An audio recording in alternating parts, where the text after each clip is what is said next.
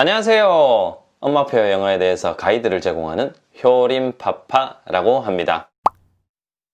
오늘 제가 다뤄볼 주제는 부모인 우리 세대가 우리의 학창시절에 영어 학습법을 아이한테 그대로 대물림하고 있는 현상에 대해서 한번 이야기해 보려고 합니다. 현재 부모 세대라고 하면 젊게는 20대 후반에서 많게는 40대 후반까지 있을 것 같습니다. 보통 1연령대의 부모들은 단어는 단어대로, 문법은 문법대로, 독해는 뭔가 특별한 기술이 있는 것 마냥 독해 스킬과 독해를 따로 배웠고요.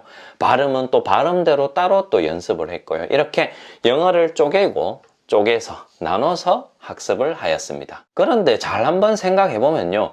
언어라는 것은 하나의 덩어리인데 우리는 이거를 다 쪼개서 배운다는 거죠. 여기 아주 큰 문제가 있습니다.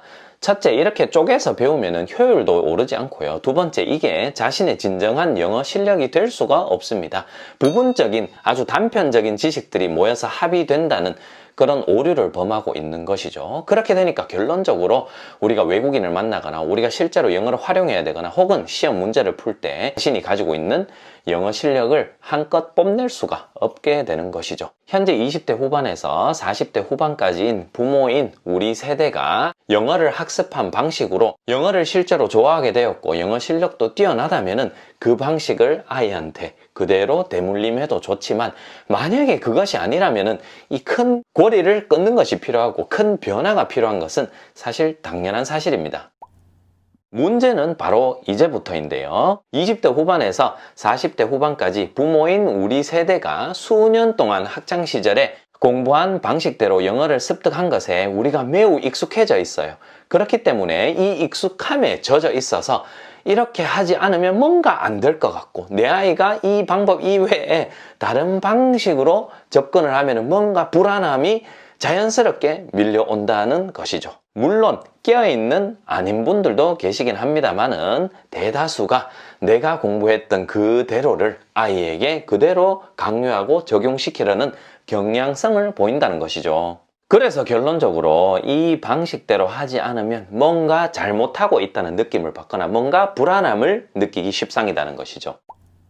자, 그러면 어떻게 해야 되느냐? 그러면 문법 따로, 어휘 따로, 독해 따로, 발음 따로 이렇게 하지 않고 어떻게 해야 되냐는 바로 우리가 어릴 때부터 모국어를 습득하는 방식을 흉내내면 되는 것입니다. 즉 예를 들자면 아이가 뽀로로나 다른 캐릭터나 그런 영상들을 본다는 것이죠. 어릴 때부터 똑같이 영어로도 그런 것을 시청하면 되는 것이고요. 엄마 아빠가 아이에게 책을 읽어주는 것처럼 영어책도 쉬운 책부터 아이에게 읽어주면 되는 것이죠. 사실 이 두 개가 가장 큰 핵심 방법이고 사실 세세한 것들이 많아 보이지만 이런 엄마표 영어, 아빠표 영어라고 하죠. 영어 환경 조성이라는 것은 그렇게 어려운 일이 아닙니다. 누구나 다 할 수 있고요. 현재 우리 사회에는 아주 고퀄의 영어 자료들이 매우 많기 때문에 실제로 부모가 활용할 수 있는 것들이 아주 많습니다. 그래서 훨씬 더 영어 환경 조성에 수월해진다는 것이죠. 그리고 조금 더 확실하고 세세한 가이드가 필요하신다면 시중에서 흔히 구할 수 있는 새벽달림 책이라든가 아이표 영어라는 책이라든가 혹은 제가 쓴 책이라든가 혹은 얼마 전에 출간된 현사 아빠님이 쓴 책, 이런 책들을 참고하면 쉽게 방향을 잡을 수가 있습니다. 옳은 방향인 것이죠. 물론 아이가 커서 중고등학교에 올라가면 서서히 영어를 시험을 위해서도 공부를 해야 됩니다. 시험을 위해서 공부하는 게 잘못됐다는 것이 아니라 현재 우리 부모들이 학습한 방식은 시험만을 위해서 영어를 접근한 방식이 거의 대다수입니다. 그렇기 때문에 실제로 우리가 나중에 미래에서 직장이나 일상생활에서 영어를 활용할 기회가 있으면 사용하지 못하는 것이고요. 실제로 부모인 우리 세대들이 과거에 그런 방식대로 학습을 했을 때 시험조차도 못 친 경우가 아주 허다하다라는 것이죠. 그러면 이렇게 부모가 과거의 학창시절에 잘못된 영어 습득 방법으로 즉 시험만을 위해서 달려간 그 방식을 아이에게 그대로 적용하고 있다는 게 아주 큰 문제가 되겠습니다. 단어 따로 외워라, 이제 문법을 해야 되지 않느냐, 책을 재미있게 재미를 기반으로 접근을 해야 되는데 책을 읽고 나서 어떤 활동을 해야 된다거나 문제를 꼭 풀어야 된다거나 혹은 어떤 학습을 목적으로 하는 일련의 활동들을 아이가 어릴 때부터 계속 아이에게 푸시하는 것들이 아이를 영어의 흥미를 떨어뜨리고 영어를 영어답게 습득하지 못하는 그런 상황을 발생시킨다는 것이죠.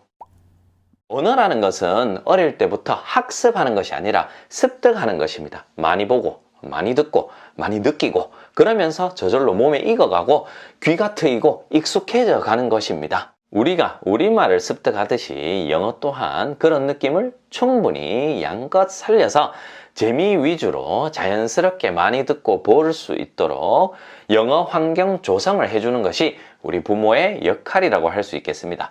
그 과정에서 부모가 꼭 영어를 잘할 필요는 없으니 오해는 하지 말았으면 좋겠습니다. 그렇잖아요. 이왕 부모가 에너지 쓰고 돈 쓰고 시간 쓸 거 바른 방향으로 가야 되지 않겠습니까? 등산을 할 때 우리가 길을 잘못 들었어요. 그러면 그 잘못 든 길을 우리가 계속해서 열심히 탄다고 해서 그 길이 정상으로 간다는 보장은 없습니다. 즉 처음부터 길을 올바르게 진입해야 되는 것이며 올바르게 에너지를 써야지 우리가 원하는 효과를 거둘 수 있다는 것이죠. 처음부터 옳은 길을 가야 함을 꼭 명심하시기 바랍니다.